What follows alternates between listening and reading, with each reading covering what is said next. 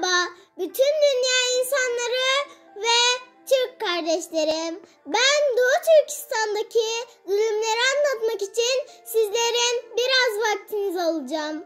Ben Doğu Türkistan'da doğulan Uygur kızıyım. Bizim Doğu Türkistan'da 40 milyon civarında Uygur Türkleri yaşayıp gelmiştik. Bizim büyüklerimizin bize anlattığı kadarıyla 1949 yılından itibaren Çinler bizim topraklarımızı işgal etti. 71 yıl içinde onların bize yapan zulümleri insan diliyle ifade etmeye zayıf geliyor. Dünyadaki insanlara biz gören zulümleri anlatsak, dünyadaki insanlar onu kabul edemeyecek kadar zulümleri gördük.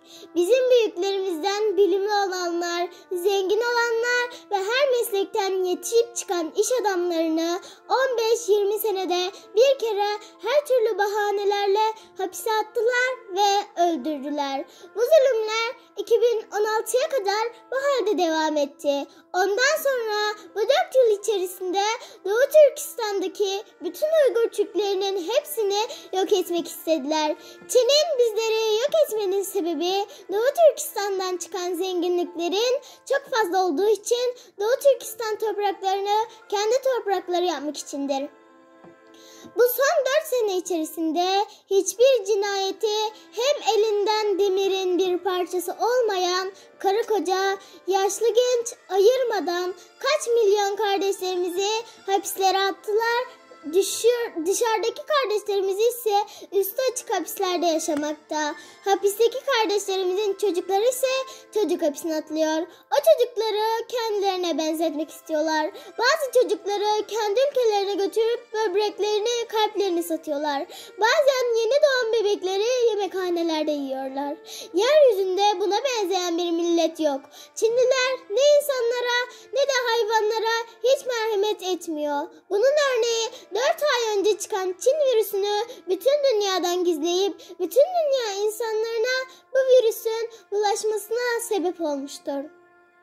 Çinliler bütün işlerinde sahtekarlık ve her bir işte kendini düşünen, şahsiyetçi ve kendinin yaptığı işten utanmayan bir millettir. Çinlilerin zulmünde bütün Doğu Türkistan halkı dünya yüzünde yok olmak üzere. Allah bizi yok olmaktan korusun. Biz bu zulümleri bütün dünyaya ve Türk halkına anlattık. Biz gören bu zulümleri çok kişi duydu ama bu zulüm için bazı insanlar ses çıkardı. Onlardan Allah razı olsun. Ey dünya insanları! Bir insanın kendi doğan ana toprağından ayrılışı o insan için hayattan ayrılmaya benziyor. Anneannem ve annemin kardeşleri, babamın kardeşleri orada kaldılar. Biz onlardan 4 yıl içerisinde hiçbir haber alamadık. Onlar hayatta mı yoksa hayatta değiller mi bilmiyoruz. Anneannemi ve kardeşlerini özleyip her gün ağlayıp zayıflaştı. Babam her gün vatandaki kardeşleri için çok üzülüyor.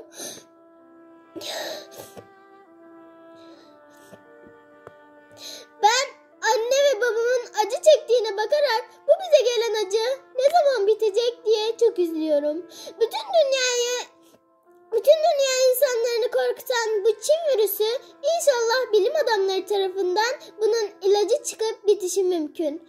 Ama biz Doğu Türkistanlılar çeken Çin zulmü ne zaman bitecek? Ne zaman bunları düşünsem yaşamaya olan ümidim kesiliyor. Ey dünya insanları! Dünyadaki insanlık nerede? Ne için bizim çeken zulmümüzü göz yumacaksınız? Ne için elinizden geleni kadar yardım etmiyorsunuz? Eğer bize gelen bu zulüm size gelseydi ne yapacaktınız? Size sesleniyorum ey dünya insanları! Bize bunun yolunu gösterin. Yoksa bizim davamıza sahip çıkın. Nasıl yardım edeceğiz diye sorarsanız Çinlerin hiçbir malını almayın. Bu sizin elinizden gelen bir yardımdır. Siz satın almak isteyen o ürünler başka devletlerden de alabilirsiniz. İyi insanlar! Çin ürünlerini almaktan durmazsanız Çinlerin paraları çoğaldıkça bize yapan bu zulümleri bütün dünyayı işgal edip insanları köle yapmak ister. Siz evinizde kullanan eşyalarınıza bir bakın. Ne kadar Çin'in ürünü aldıysanız, siz Çin'in ürünü aldıysanız Doğu Türkistan'daki insanların yok oluşuna sebep olmasını düşünün. Onun için bugünden itibaren itibaren siz almayın, başkalar almasın. Çinlerle ortak olmayın. Ondan sonra Çin'in ekonomisi zayıflaşır ve bize yapan bu zulümleri sona erir.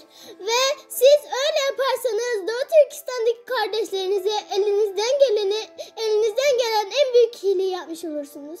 Beni duyan kardeşlerim, lütfen bütün çevrenizde paylaşın. Allah sizden razı olsun.